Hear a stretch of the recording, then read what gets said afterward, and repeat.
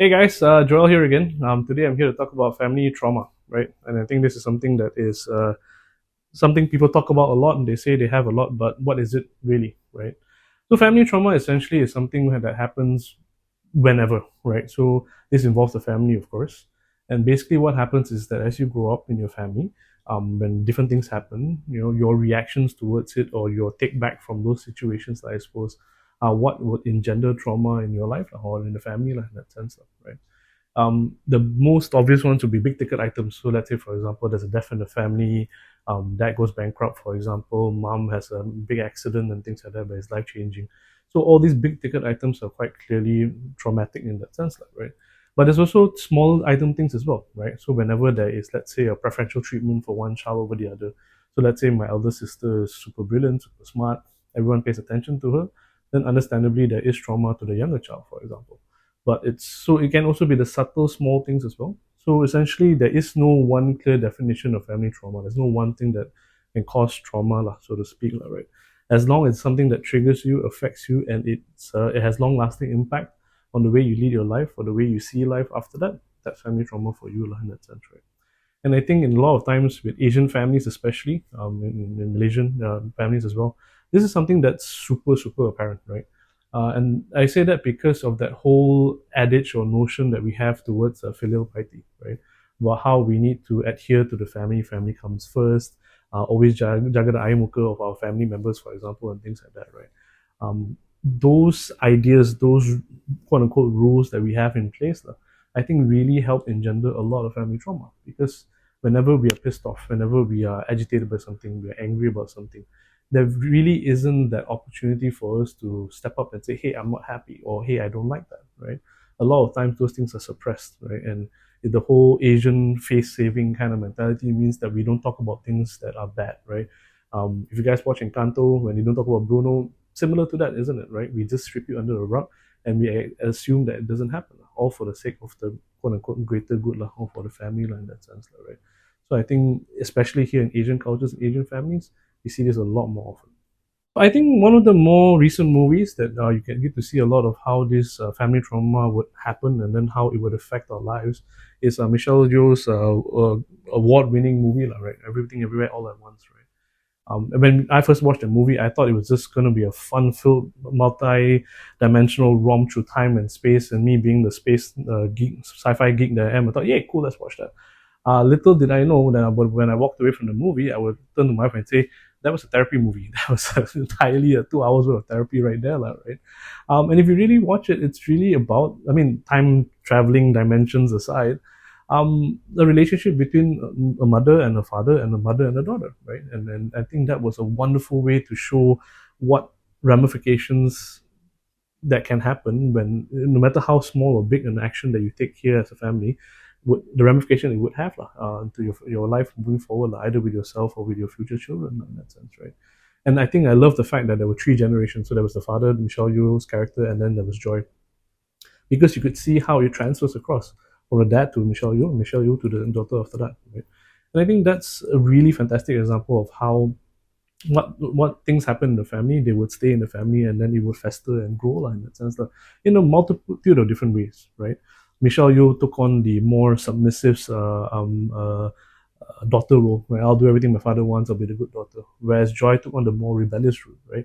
Same indications, same triggers, same origin story, so to speak, but such different reactions. And I think that goes to show how varied we can react to the trauma that we have in our lives and our families on a daily basis, right?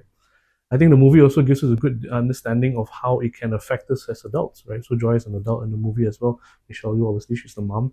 And that fear of abandonment theme is quite a strong one, right?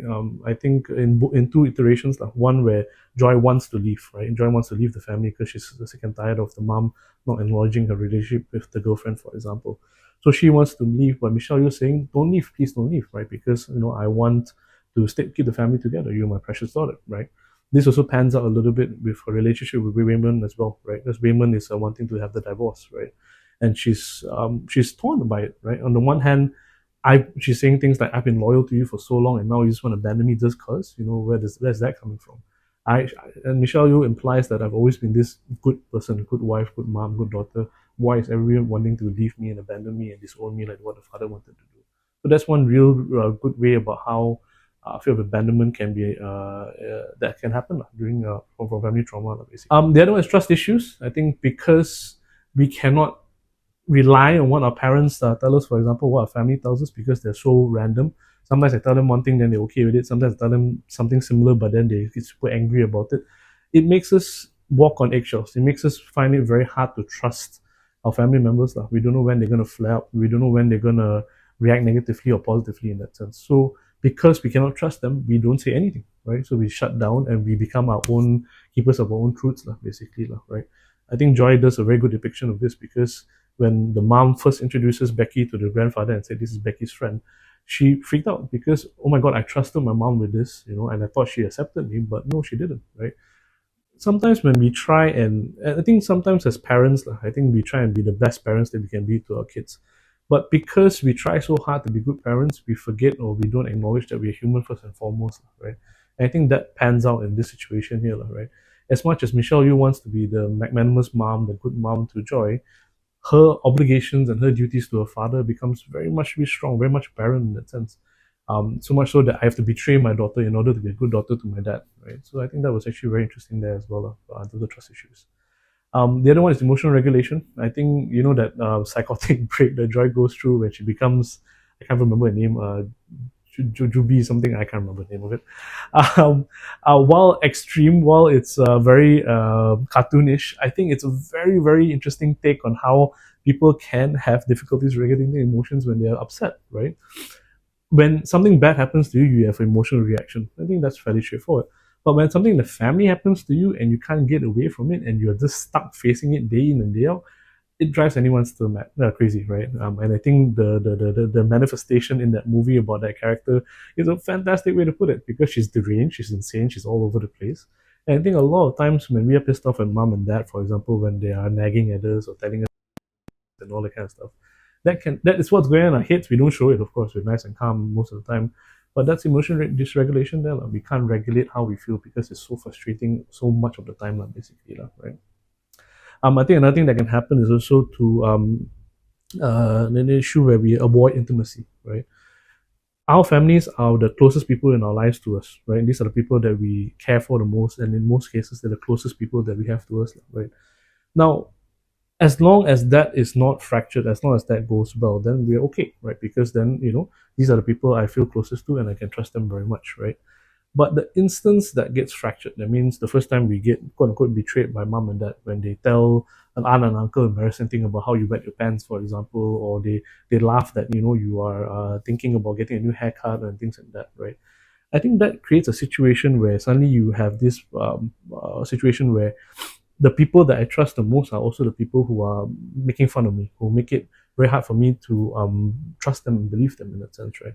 And because of that, it's hard for me to be intimate with them because the more I bare my soul, the more I'm intimate to them, the more they are going to then, I cannot trust that they're not going to then take that intimacy, that trust that I've given to them and break it, right? Now that's the lesson that we've learned. And when we fast forward to our adult lives and we're trying to form relationships with people, pretend it all romantic or for that matter, it doesn't matter, right? Because of that natural hesitation that we have, that lessons that we learn from our families, for example, we're worried that, if I were to bare my soul to this person, I'll be taken advantage of, and that's going to be painful and uncomfortable, just like my family. So I don't want to do it in that sense, right?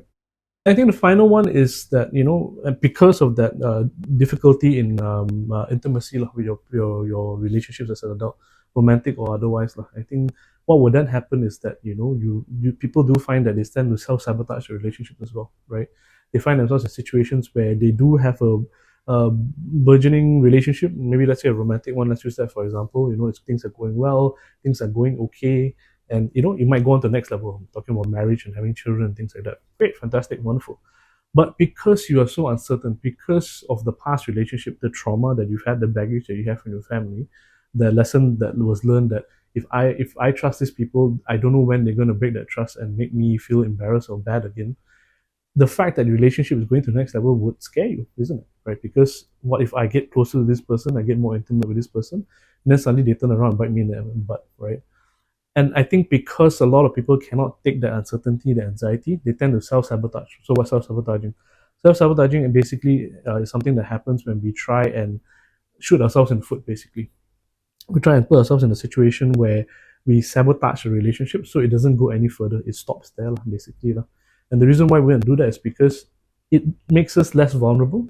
So if I sabotage my relationship and it ends there, it doesn't go on to marriage and having kids. That means I never have to hurt more, if that makes any sense, right? And it doesn't in most cases, but you can't deny that a lot of people do that because that's the safer thing to do in that sense. Right. So what can we do? Right. So obviously this is something that we want to maintain or encourage or pass on to the next generation in that sense, right? So in a nutshell, what we are trying to aim for is to break that trauma, basically, right? So that means we don't want to repeat or pass on that same trauma that we had as kids onto our kids, right? So the first step is to be aware about it, right? So in that movie, Everything Everywhere All at Once, towards the final scenes there, you see how Michelle Yeoh's character and Joy, the daughter, has this heart to heart, basically, albeit a bit aggressive one, but they do have a heart to heart, and they start talking about all those things that they are affected by, they're triggered by, and all that kind of things that made them mad, and all that kind of good stuff, right? What they're trying to do here, or what is happening here, is that they're trying to create awareness. That means we are aware about the trauma that's going on. We are aware about the hurts that we are going through, what we're experiencing, all that kind of good stuff, right? And that's the first step to trying to fix something like this, right? We can't fix something that we don't talk about or we don't acknowledge. Here's the catch though. Someone needs to make the first step, be it the child, be it the parent, doesn't matter. Someone needs to be the brave one and step up and say, hey, these are the problems we're going through. This is the issues that we have as a family. These are the traumas that we're going through. We need to acknowledge this. We need to talk about this. Because if we don't, then there's nothing to talk about. Everything is hunky-dory, everything's rosy and everything's fine, right? So that's the first step, being aware about it, and then we can have conversations about it, and we can do something about it, which is the next step, right? How do we then break those traumas, right? Now, intuitively, once you're aware about a problem, once you're aware that something's going on, then it's a lot easier for us to then try and fix it. I'll give you an example. If let's say you were doing your makeup and you didn't realize you left a long line of mascara down your cheek, if you didn't realize that, and you're walking around, you're thinking, hey, great, I'm the most gorgeous person on earth, fantastic. The instant someone tells you, dude, you got something in your face, you're going to spend the next half an hour or so finding a mirror, trying to get rid of the mascara and try and fix it in that sense, right? I think the same thing happens here. Once the family is able to acknowledge that there's something problematic, there's something wrong, we can then start working on how to fix that problem in that sense, right? So how do we break that cycle? Therapy is a great way, right? So I think sometimes having as much as I hate to say it, a referee in the room is actually quite helpful, because then there's that objective, neutral point of view that can help balance an argument or a conversation out, for example, which is great. The other one is taking ownership. So that means whenever someone does something that is negative or punitive or whatever it is, the rest of the family members call them out on it, right? Then that will help engender more awareness and also elicit change, because when we call them out, then they can be aware about it and then they can change, in that sense, right? And the third one is to try and learn together as a family, how do we react differently to traumatic events, painful events, and things like that. Let's say, for example, in the past, all the family members did was just to sweep it under the rug. This time around, what we want to try and do is to talk about it more, right? Acknowledge it straight on, right? If it's something that you don't like, you're not happy about, then make sure you guys discuss it, right? Make it a part of that problem-solving kind of approach, basically, rather than trying to sweep everything under the rug, right? And I think the final thing is this, right? There's the saying goes, the road to hell is paved in good intentions, isn't it, right? And I think that's something we need to be aware of as well. Again, going back to that movie with Michelle Yeoh in it, she did what she did to her daughter because she felt that she wasn't a good daughter, right? She wanted to make her daughter the best daughter that she could be. And her intentions were good, right? But I think the outcome was bad, right? So what I'm trying to say here is that, when you want to, when you are starting the next generation, or you're bringing up the next generation, right? Always maintain those good intentions, of course. I think that's very important for you to have. But always engage in a conversation with the people around you, the other stakeholders, like your family members, and even your child as well. And tell them, hey, this is why I'm doing what I'm doing, right? So you're trying to be clear about your intentions, your actions, your qualifying your decisions and all that. This is why I do what I do. And help them understand this is where you're coming from. That way, they can tell you whether it's working, it's not working, or it needs to be tweaked in that sense. Right? So those are just some things that you can try and see, right? Obviously, every family is unique, every family is different, the trauma that they go through is different, and naturally, the interventions or the way we get out of it is only going to be very different as well. But the key thing here is twofold, right? Be aware about it, talk about it, and then you can do something about it. Yeah. Now, final word here is this, right? Family trauma is painful, it is problematic, and it does leave ripples like in our lives everywhere we go, right? But we are not defined by it, right? We're influenced by it, no doubt, but we also get to choose how we react to those things, right? So if you are someone from a family that has a lot of trauma, a lot of negative events happening, and all that kind of good stuff, and I know you're affected by it, hold on to that fact that, and then hold on to that hope lah, that you can change, you can choose better, you can do better lah, in that sense lah, right? So this is me signing off. Good luck, take care, have a good one, guys.